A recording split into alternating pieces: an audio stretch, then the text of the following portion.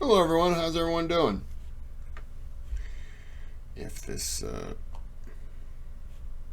I guess it doesn't want to, there you go. Computer's been acting up on me again. So this is a sponsored video by Mohamed. It's either Ishmael or Ismail. I think it's Is. I always say Ish. It's by you, man. His original video, he wanted me to upload another video where I swam naked with sharks, but I was like, I'm not doing that one again. So instead, we settled on this one. This is Misquoting Jesus in the Bible by Professor Bart D. Ehrman? Man. There you go. We'll go with that one. Before we get started, this will be broken down in about... Oh, geez, this will probably be about 6 videos. Be about 16 minutes or so. And before we get started, there's a thanks button on the channel. You can donate. If you do, you will be sponsoring a video as well. You can subscribe or just click a thumbs up. Let's get into the video right now. Well, thank you very much for that generous introduction, and you're welcome. It's a pleasure to be. You're welcome too. To be with you all this evening. So, as Bob was pointing out, I teach at the University of North Carolina at Chapel Hill, which, as you all know, is in it's the buckle of the Bible Belt. Which creates certain interesting moments in teaching historical approaches toward early Christianity and the New Testament. This last year I was teaching my course on the New Testament, so I had a class of about 360 students in it, and one thing that drives me crazy is that I do it too, but when other people do it, I notice it. I do my best to try not to do it, but it occasionally happens. But when it's nonstop, I'm like, I was told, yeah, try to focus on not saying use other words to replace it, like I just did. It's a filler, and you don't need a filler. Just let that space be. But I do it sometimes using but. Sorry. I decided to do something this last year that I had never done before. I began my class by asking students the following question. I said, how many of you in here would agree with the proposition that the Bible is the inspired Word of God? Boom! The entire room raises its hand. All right, good, great. Now, how many of you have read the Da Vinci Code, I asked? Boom! The entire room raises its hand. Oh, good, okay. Now, how many of you have read the entire Bible? Scattered hands. I said, all right. Now, I'm not telling you that I think God wrote the Bible. You're telling me that you think God wrote the Bible. I can see why you might want to read a book by Dan Brown. But if God wrote a book, wouldn't you want to see what he had to say?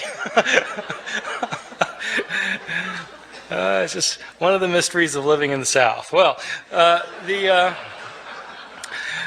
Bible is the most widely purchased, most thoroughly revered, and probably most broadly misunderstood book in the history of human civilization. One of the things that's misunderstood, at least by my 19-year-old students at Chapel Hill, is that when we're reading the Bible, we're not actually reading the words of Matthew, Mark, Luke, or John. We're reading translations from the Greek language in which these books were written. And something is always lost in translation. And not only that, but we're not reading translations of the originals of these books, because we don't have the originals of these books or of any of the other books of the New Testament. What we have are copies made centuries later, many of them many centuries later.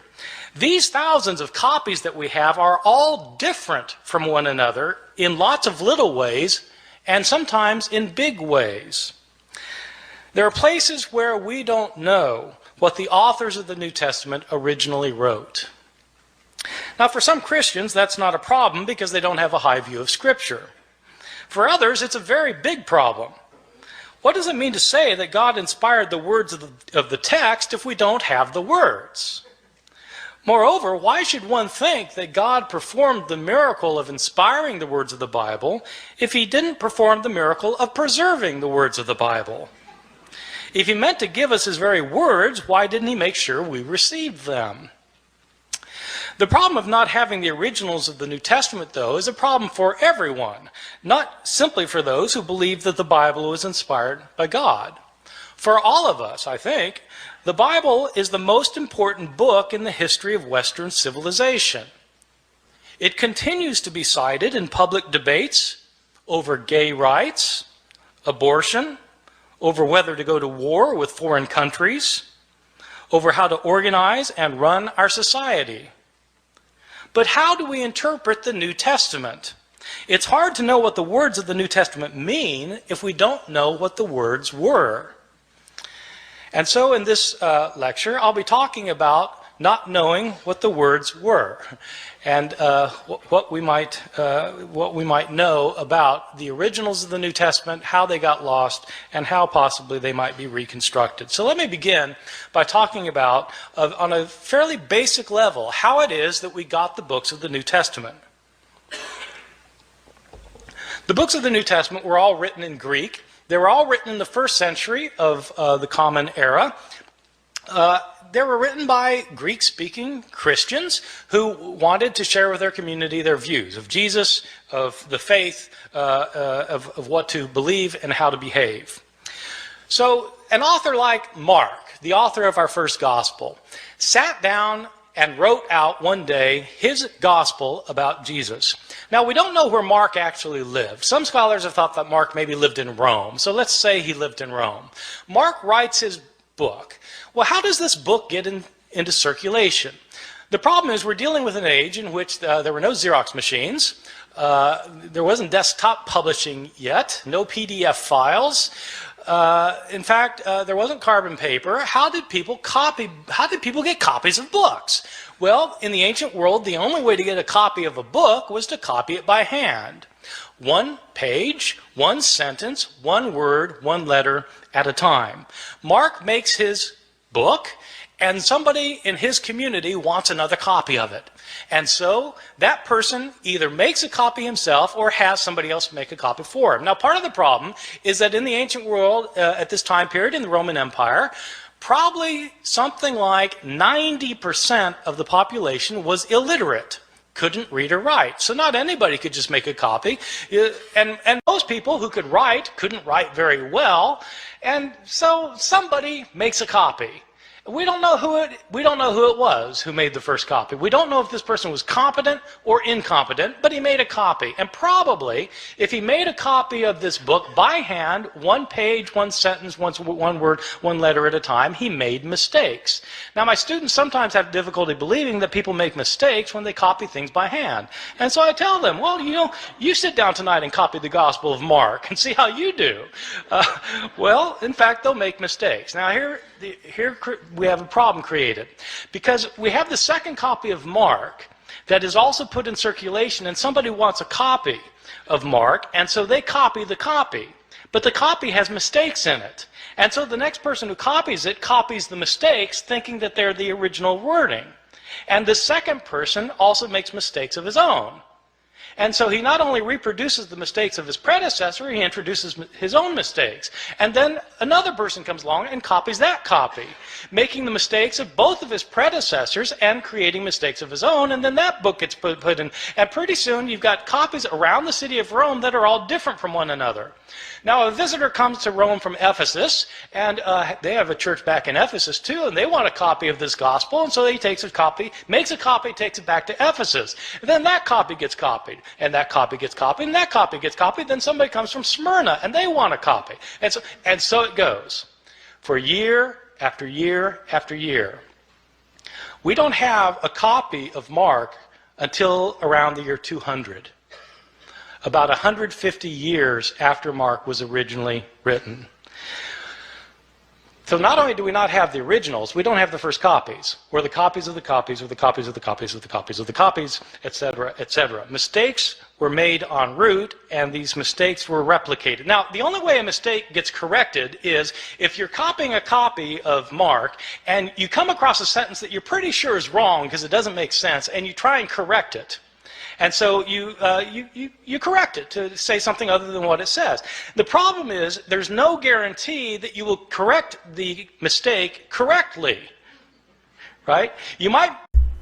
Yeah, I was just about to say, as soon as you said you're going to correct it, I thought, you're going to correct it for what you think it's supposed to mean, but you don't know how many variations where it got changed, and now you're trying to guess, and if it's went through 15 different iterations of changes, and you're trying to guess what it was, all you're doing is contributing to making it now the 16th incorrect version.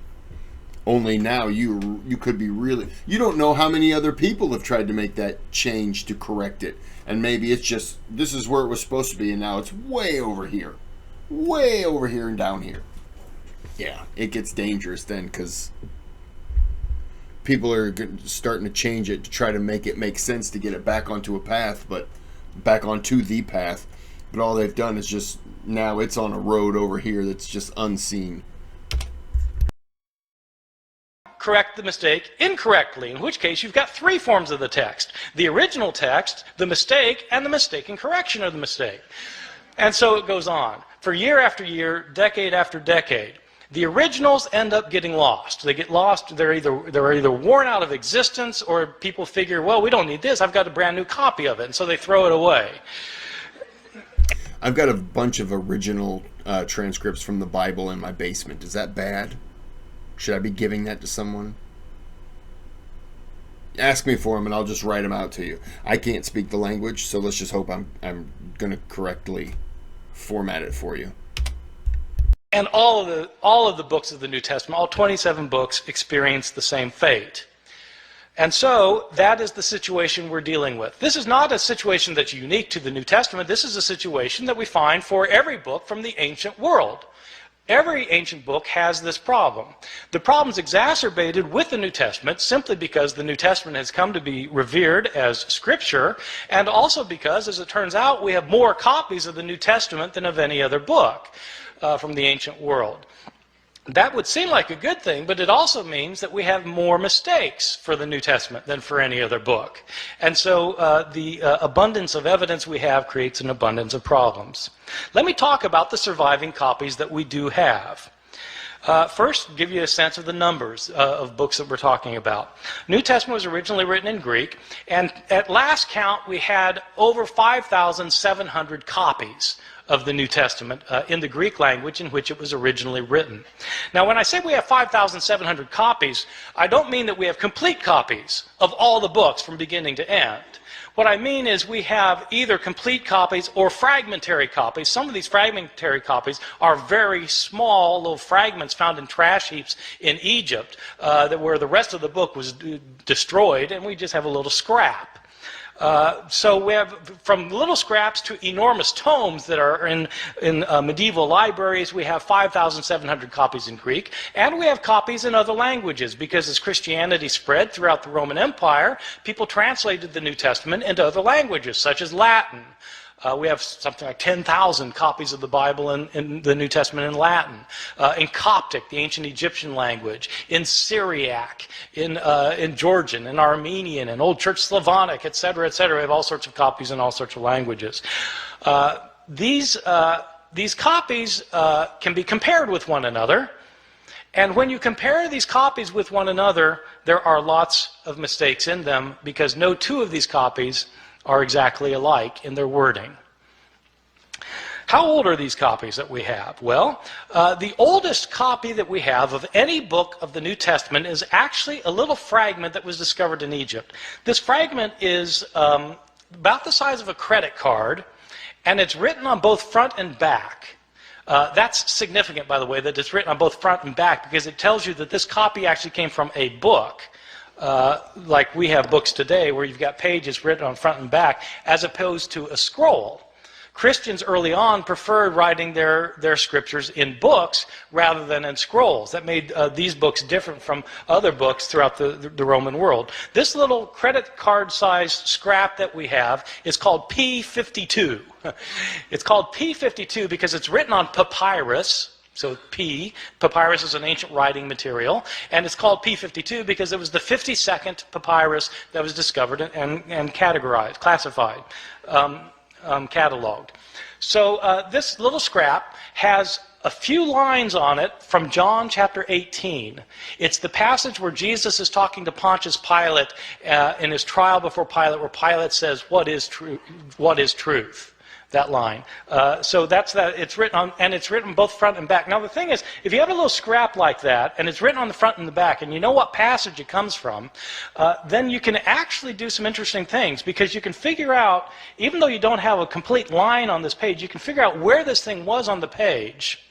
And if you've got, if you do it right, if you've got one margin, you can figure out how many letters were in each line, and you can figure out how many lines must have been on the page in order to get from this part to that part. See what I'm saying? So you can actually reconstruct how long the page was, and then you can calculate how many pages were in this manuscript, because how many pages would it take with this many letters in it to create the Gospel of John. And so this one scrap can tell you how long the manuscript was. So there are people who do this for a living, so it turns out.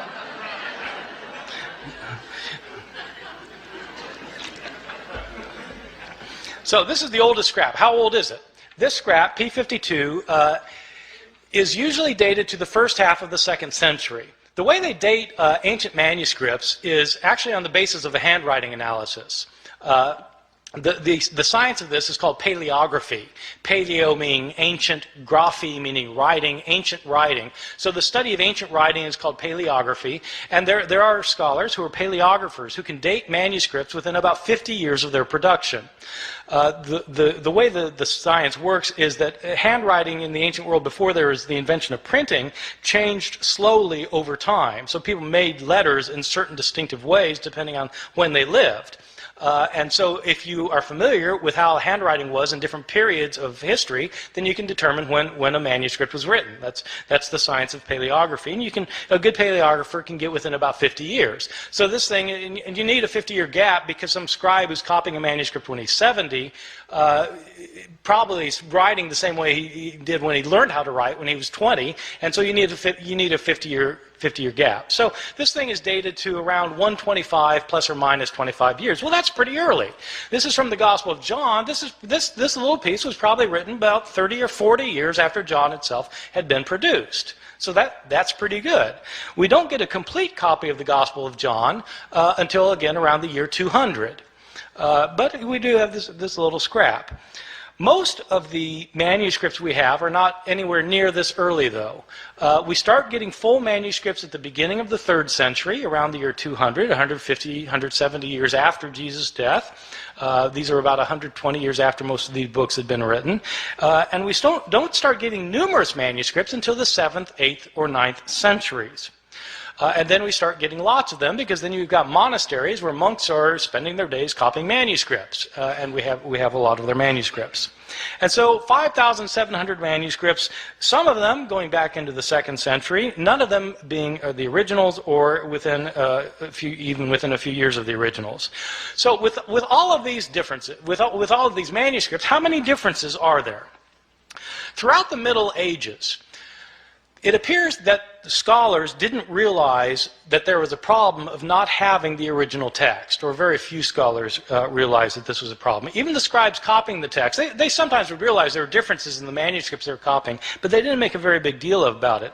The first time somebody made a really big deal about this was exactly 300 years ago this year, in the year 1707. There was a scholar named John Mill at Oxford. I think he's unrelated to the Victorian John Stuart Mill. This John Mill was a scholar of the Bible, and he had spent. So it took 1,700 years before somebody questioned. I'm going to go back. We're going to go ahead and end this part here before it kind of gets into the John Mill part. So this is part 1. And we will be back with part 2 of 6. So just bear with us. We're going to find out what Professor Bart has to say. This is part 1, and I'm going to end it here. Until part 2, which is tomorrow. Have a good day, have a good night.